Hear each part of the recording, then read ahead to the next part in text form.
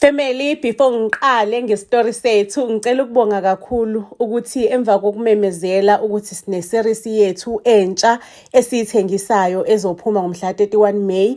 I can see family ngobuningi benu ukuthi seniqalile niyangisupporta, you are buying i-series. So sine series yethu ke ethi I signed a deal with the devil, i-series yama episodes awu-6. Izophuma mhla 31 May, i-price yakhona u-80 mangabe kuukuthi u-interested ukuthi uyithenge, you can make i-payment ka-80 kwi-Capitec account yethu. Ama-banking details wethu ke akhona on our timeline, kanti futhi nakuyona le poster engiyipostile akhona ama-banking details wethu. Mangabe kuukuthi mhlambe usa-interested kulama upart 1 and part 2 we-movie kade siyikhiphile previous months, uKing Mtsetserebhana i-available nayo u-50 upart 1 and part 2. Part 1 is 20 rands, part 2 is 30 rands, so it's 50 rands in full. Ama-banking details wethu nakhona akhona on our timeline. Immediately after ukuthenga part 1 and part 2 waKing Mtsetserebhana, just send us a WhatsApp and send us a proof of payment, and then we'll reply with a link ye-movie yakho. Mangabe kuukuthi ke ufuna ukuthenga le ka-80 please make sure ukuthi usebenzisa inamba yakho as a reference ukuze ukuthi ngomhla 31 you'll receive i-reference on your WhatsApp or via SMS if you do not have WhatsApp. Ngiyabonga-ke kakhulu family nisangisupporta, nisaqhubeka ningisupporte. Iyaqala kanje lento. Bengivakashele kaMalume. By that time bengimncane kakhulu. Bekuvalwe ikole ngivakashele kaMalume ama-holiday ikole. I think I was 5 years old ngaleso sikhathi. Ayike ngisaleleke kaMalume kusayintathakusa. Kufika umalumekazi uzongitshela ukuthi usekhulumile noma wami. Umalume uyangithatha uyangiphindisela ekhaya because bona kunohambo olubaphoqayo oluphuthumayo olubathathayo lokuthi baye eGoli. Uyaxolisa ukuthi kade ngifika nje ngayizolo ngizovakasha sengiyahamba futhi nje ngeintatha ngakaqedi ngisho nesikhathi esingakanani ngivakashile. Hayike umalume kuzona lezo intatha ke ungiphindisela at my hood ekhaya. Hayike ngifike ke bakithi ngisawudubhuzana omncanyana umalume angishiye egate ngingene ngifike ngqongqoze ekhaya. Hayibo uma akavuli ukuthula ukuthi etu. Kuthe nje kunjalo ngabona indoda ithi pheshe ngeback door ngomnyango wasekitchen mina ngqongoze edaningi. Yabo le ndoda yavela neyashesha yathi tsope yayongena emotweni. Angizange nje ngayibona kahle ebusweni, ngabona isandla sayo esine tattoo. I-tattoo nje enhle le esandleni, yabo i-tattoo enhle angazi ngayichaza ngithini. Hayike mangabe ngithi ngiyafika ekhaya phakathi, hayibo Jess Maria uma udindilizile in a pool of blood, ulahlekelwe impilo yakhe, ushonile. After umngcwabo ke ngithathwe ke ngihambe ngiyohlala kaMalume. Umalume lengangimvakashele udado ubhuti kamama. Umalume ke kumnandi kaMalume, yazi abanazi ingane umalume, uNkulunkulu akabaphanga ingane. Sengiyingane yakhona ke kumnandi ngihleli nomalume. Nje banginakekelile kumnandi nje. Uyababona umalume nomalumekazi indlela leyo aba-happy ngakhona. Yazi ngake ngihlale ngibuka ibhayisikophu ngizwe ngithi noma kuthiwa ngilahlekelwe umzali empilweni, kodwa uNkulunkulu ungiphile second chance yokuthi ngiphinde ngibe nabazali empilweni. Like uthando lwabo beluluhle. Nami bengiyitshela ukuthi ngelinye ilanga mangabe ngishada ngifuna ukushada umshado nje. Like mina ngulo muntu ukuthi nje from the age of 6 years I started jotting down i-experience yami, like ama-feelings wami. I used to talk to i-diary yami, ngijotha down everything, ngidetaila yonke into on my diary. Ngidetaile nalothando labo, ngisho ukuthi lona thando le ngifuna ukulizwa, ngidetaile nama-feelings engwazwayo.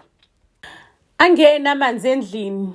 Nangu umalume useyaqala ke manje, useyagula.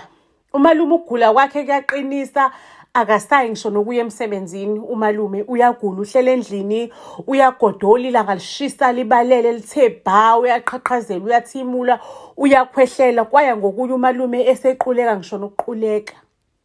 Inhliziyo yami ibiphukile. Bengikhala ubungqayingqayi emva kokudlula kwamalume emhlabeni. Hayi-ke kwaba-ke ukuphela kwe-chapter yami emzini kamalume, because umalumekazi wathola omunye umuntu bashada. Kwamele ukuthi mina ngiphumeke ngihambe ngiyohlala ey'ntandaneni. Okay, I am so grateful to God ukuthi-ke ngayithola i-shelter.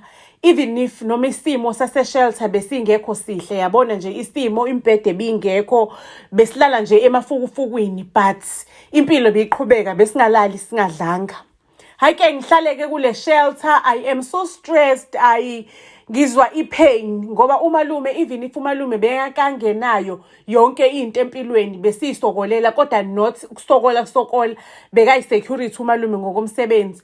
Kodwa like benginekhaya eli-healthy, uyabona, ikhaya nje elinempilo, yabona. Sengihlala laphayana, silala siba yisipatolo phansi kwiyiponji nakuma-cushions, osofa bakudala. Uthola ukuthi labantu ababenosofa bama-cushions bayadonate ngabo, silala kubona. Kodwa-ke I was grateful ukuthi ngisaphefumula-ke. Mase kuthe ey'ncwadini zami-ke bengiyicwilisa, bengifunda, ngifuna ukwenza sure ukuthi imfundo yami iyona eyongikhokhela ngelinye ilanga, iyona eyongikhipha kusona lesi simo. Ngoba phela at the age of 18, ukhumbula ukuthi laphayana-ke ehome lo hlala khona, la ogcinwe khona, masuna 18 uyaphuma uyibonele, kuthiwa nje qhubeka uhambe uyoyiphilela. Ayike ngicela ukunitshela ukuthi ngempela mangabe sekushaya isikhathi sami sokuthi ngiphume, ngaba nenhlanhla, because nabe ngithanda nje indaba ze-filming, ngithanda i-filming, ngithanda nje ngithanda ukushutha, yabo, ngithanda ukushutha i-content. So ngathola inkampani-ke eyangifundisa-ke manje ukwenza the real content, to write the real scriptures, the script, to write, to create ama-shows, to produce ama-shows, to shoot ama-shows, because i-interest yami kakhulu was to shoot. But in order for you to shoot, you need to understand ukuthi yonke lento ihlangana kanjani. You need to understand ukuthi how to edit. Ayike emva kwaloko mengiqeda ukufunda-ke lana, ngathola-ke bangipha i-gig. Bebezongipha ama-gig awu-3, ukuthi bengizoyenza ama-project awu-3 just to pay back imfundo yabo, and then after that mase ngiyayimela-ke. Hayi-ke kwasho ukuthi-ke emagigini wami-ke nje I was very good at kuwona lo magig, I was excelling. Hayibo, igama lami lakheka ladlondlobala ngokukhulu ukugijima lokhu nangokukhulu ukushesha. Nakuke sekhona isiqhumama thizeni sase-Blue Bay, sesifuna ukudocumenta impilo yayo, sixoxe ngokuthi siqhamuka kuphi nempilo, siyakhe kanjani umcebo waso. Nje sixoxe, it's not a reality show, but it's all about documenting impilo yalesigwili. Ayike isigwili-ke leso sireferwe kumina-ke, kuthiwa I am the perfect person for the gig. I am the one who can do the work kahle kahle. Ayike isethwe-ke i-appointment yokuthi ngihlangane nale igwili. Okay, ngifike ngihlangane nonkosikazi wakhe wakhona, ngihlangane nonkosikazi wakhona, alright, angibriefe, angitshela uba wobani, nje yabo sengiyazi ukuthi ngikhuluma ngobani. Ake ngibuyele endlini, and then I started to research about these people, about their businesses. Ba-rich labantu, ba-rich. Ayike after meeting-ke sahlangane in one of their restaurants. After meeting, but-ke i-main business abakuyona, they are in business yokudevelop, like they are developers, they are business developers. After meeting-ke sihlangane-ke sesiyohlangana emzini wabo, so that sizobona umuzi, sibuka umuzi, ngithatha iy'thombe zomuzi, kuxoxwe, ngiba-interviewe, nani. Hayi-ke mangabe ngifika le ndawo lendlini sengizohlangana nendoda yakhona. Indoda yakhona is so excited. Mangabe ngithi nhla leya tattoo leya engayibona kulo muntu owaphuma laphayana many years ago, when I was 5 years old. Uma ngenkathi ngimfice eshonile, umuntu owakhokhoba waphuma nge-back door wangena emotweni wabaleka. Iklendoda, it's the same tattoo, noma ngathiwa kwenziwani, kwenzakalani emhlabeni. sengi-frustrated-ke manje. Hhayi-ke ngipretende-ke bafethu, ngi-acte ngathi ngi-excited ukuthi I'm going to be working nabantu abakhulu, abantu aba-rich, and then I acted all excited. Njengaba umuntu excited ukuhlangana nabo. Ake emva kwaloko-ke sengi-excited ukuhlangana nabo. Mengifika-ke endlini ngithathe isandla sale ndoda, because I took some pictures zabo.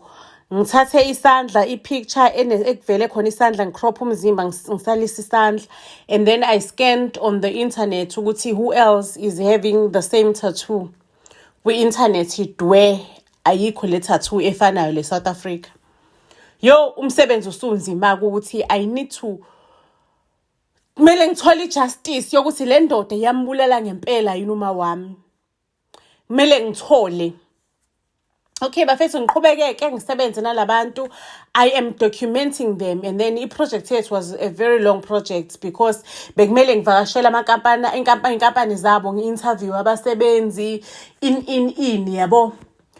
Lapho-ke ngiyacabanga ukuthi ithini link, mhlawumbe ilink eyihlanganisa le ndoda noma yini link eyihlanganisa le ndoda noma why le ndoda bilaphayana ekhaya, because this man is very rich and thina sihlala ey'ndaweni ezingekho engahlala abantu aba-rich, sihlala nje eNewlands yabo. Le ndoda le ihlala koZimbali. So ake bafethu ngihambe-ke ngiyo-research ukuthi ngifuna ukuthola ukuthi uma wesebenza kuphi.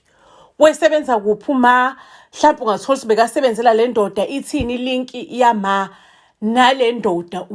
What exactly is linking them? Ayitholakala ukuthi uma is not working for le ndoda. Kutholakale ukuthi nje uma akazange wasebenzela le ndoda, apheleke amathembu ukuthi exactly uma le ndoda bebehlangana kuphi, were they dating, bekwenzakalani ngoma. Ngiqaleke manje ngi-research, ngithola ulwazi ukuthi uma bekasebenza kuphi. Ngithole ukuthi uma bekasebenza kwenye inkampani ye-golf ekudlalwa khona ama-golf yabo, kwenye inkampani ekudlalwa khona in one of the golf estate. Ake ngihambe-ke ngiye lapho njengumuntu oyobhukha, ngifike ngidlala igalofu, yabona, njengumuntu nje oyobhukha. Ngifuna ukwazi ukuthi ubani osebenza lana, ubani, who is who, ubani obelana for the longest time. Ake nje ngize ngazi ama-ins and outs alapho. And then I started ngajola na one of the guys obekhona by that time uma esasebenza laphayana. Ake uguy ngibhizi ngiyamsearcha yabo ukuthi uyakhumbula yini sikakwenzakalani mhlawumbe like 20 years ago, uyabona, uyakhumbula yini sikakwenzakalani. Uguy uthanda ukuthi wemncane by the time, mhlawumbe wemncane by the time esebenza laphayana, wesayingane, uthanda ukuthi abe mdala kunami. Okay, but nami I'm playing the game, you know. I'm playing the game, yabo. Ake uguy ngiyambuza, ngiyampheka, ngimbuza, ikucaca ukuthi uguy hayi akasakhumbula sikokwenzakalani yabo by the time. Ngize ngimbuza ukuthi such a big company, does they keep ama documents, does they keep yonke information ukuthi bekwenzakalani on this company, does they have a filing system, because nami I want to improve company yami, because one day ngifuna ukuyibona ile phezulu like lama company lawa. Ayike uguy angitshela ukuthi yeah, like we do keep files, tontoni. This is the system that you need to use in order ukuthi ukwazi ukuthi ugcine all the files. Angitshela igama le system ukuthi bona all their admin is being kept under that system. Ayike bafethu, I hired someone to hack their system ukuze ngikwazi ukuthola ama-files akudala angale yaminyaka leya ngisasemncane, ukuthola ukuthi was that guy the one that I'm shooting ubeka vakasha yini laphaya lapha kuleya golf estate, yini emlinka noma wami. Ayike ngiheke ngikwazi ukuthola ama-files, ngithola ukuthi lo baba lo beka-regular, bekahlezi nje laphayana e-golf estate, bekeza nje most of the times ebamba khona ama-business wakhe, ehlezi ezodlala nabantu igalofu. Hayi bo, beka-regular ubaba. On the other hand, ngiyaqhubeka-ke ngiyambuza ubaba uMdlalosi ukuthi okay, tell me more about your business, wayakha kanjani i-career yakho, people who were involved in your life in building your career, people nje onama-relationships nabo, onobudlelwane nabo, people abafakile input ekukhuleni kwebhizinisi lakho. Ayubaba uMdlalose-ke the guy I am shooting nefamily yakhe namabhizinisi abo akazange nje nangelanga nangephutha nangebhadi mhlawumbe walimenshina igama likama, alizange langena lapho. Okay, bese nginomsebenzi omkhulu-ke to try and figure it out ukuthi why lo baba lo abulala umbulaleleni uma, yini into ebahlanganisayo, why kwenzakalani. Emaphoyiseni ngangichazile ukuthi okay, ngibona indoda enethathu esandleni isathuye kanje ngayichaza emaphoyiseni icala-ke nje kwacaca ukuthi hayi sizoyithola kanjani leyo ndoda, at least if wawubone i-number plate and I was still young, ngadescribe i-tattoo. Yabona le description e-tattoo ngaze ngayibhala phansi on my diary. I still have i-description ye-tattoo yami on my diary. Ngayibhala ukuthi le tattoo le ibinjani. Ake amaphoyisa athi ama-fingerprints wengekho endlini, abatholanga ama-fingerprints omuntu welaphayana, and kungenzeka ukuthi ngiyibonele into zami njengengane. Ake bafethu ngiqhubeke ngiyabhizi ngibhala lento yaMdlalose nefamily yakhe, ngi-acte ngathi ngi-happy and all that, kanti mina I'm busy researching ngomdlalose. Ngize ngigcine-ke sengikwazile ukuthi ngithole i-database ngimbuzile uMdlalose-ke ngithi mina ngimbuzile uMdlalose ngiyam-interviewer, which cars were you driving, uqala yabona achaze ukuthi ngangihamba ngentontoni enjanjani, igalofu lami lokuqala ngaya ngakhuphuka ngahamba ngemoto ekanje. Ngathi mangabe sengikwi-middle level yabo la sengibona khona ukuthi ngiyaphakama, ngadriver imoto enje yayinamasondo anama-rim anjani, inebhande elibomvu. Wayichaza because nangathi mangabe ngimbona uMdlalose, because I was still young by that time, ngangalazi uhlobo lemoto, imoto yangena kulona, wathi mangabe fasa ibhande ngabona ibhande elibomvu.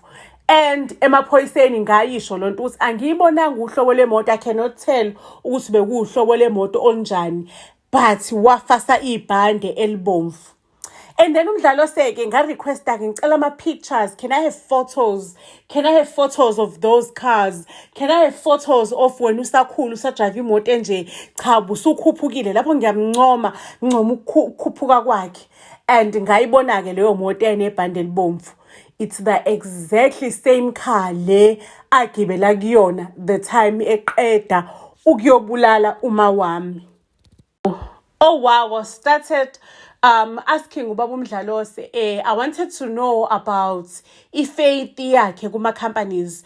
Do you have faith kuma company ukuthi whatever companies that I'm using now or the brand that I am using ngiphinde ngisazoyisebenzisa 20 years later, I still have faith kuyona? Athi ubaba uMdlalose, of course darling, I still have ama company ngisebenzisana nawo ngokucophelela, I have faith kuwona lo ma company.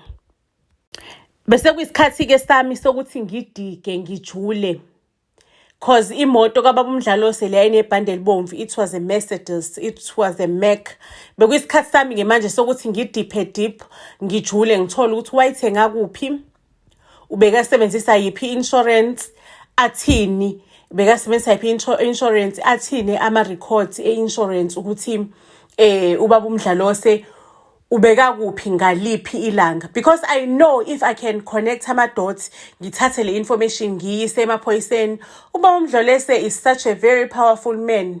Lento leyo angayichitha nje, ngayichitha lozo insolo.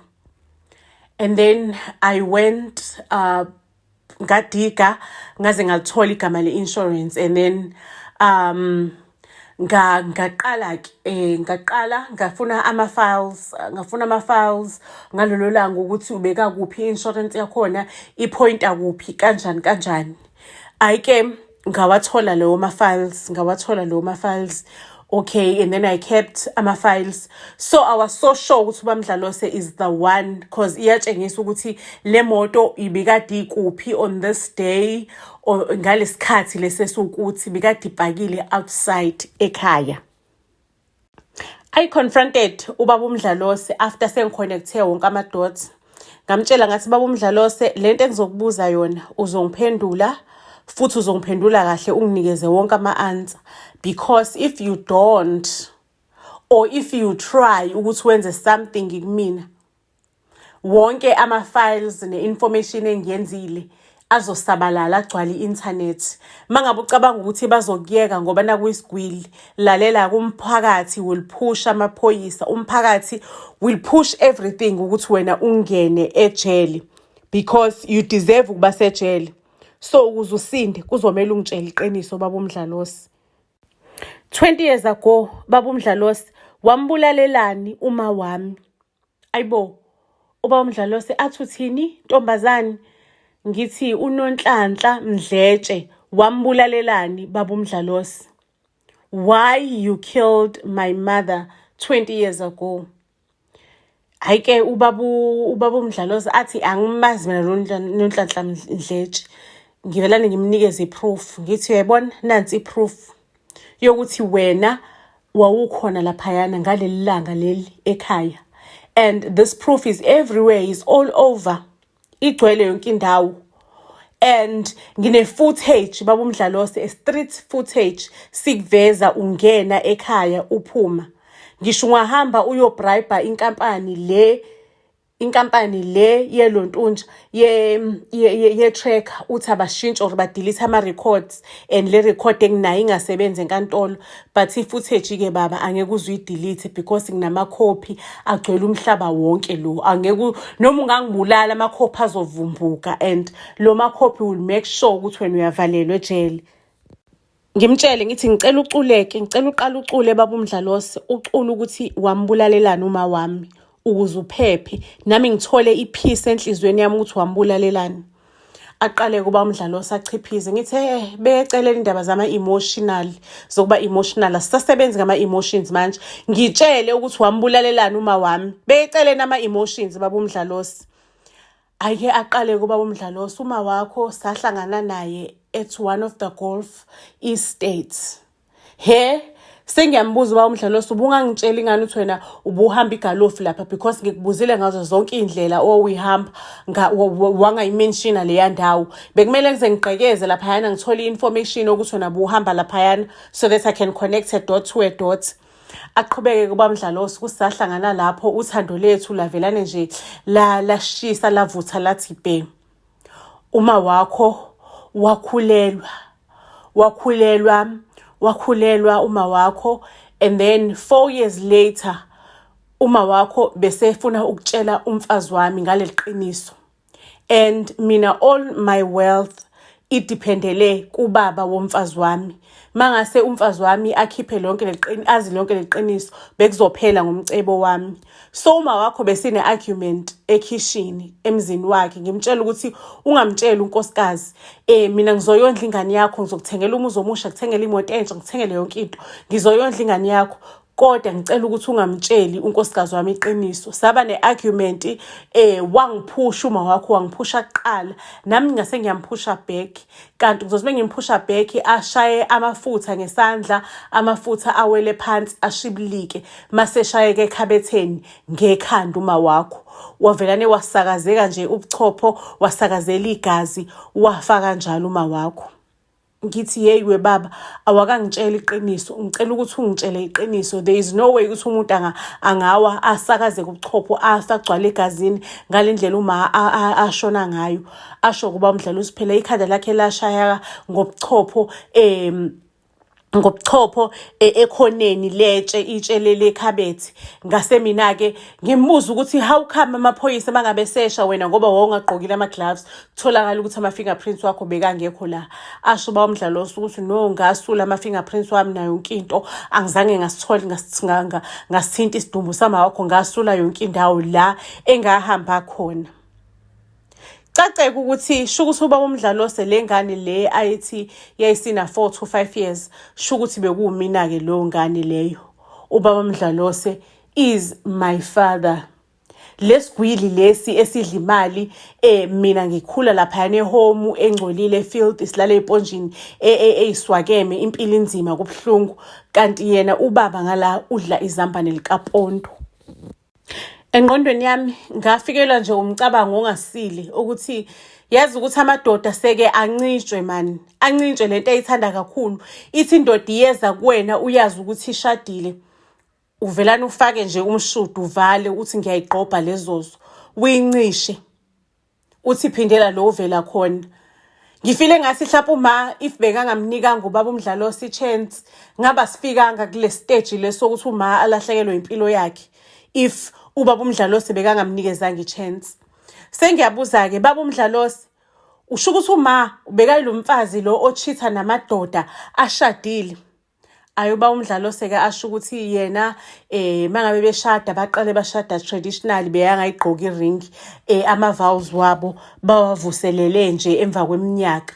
So kuma wakho wefihlile ukuthi ushadile waze wakhipha sekukhona ingane ukuthi ushadile ngoba naku uma wakho wesefuna ukuvela obale sefuna ukulotshola sefuna ukuthi impilo iqhubeke kusho yena ubaba uMdlalose.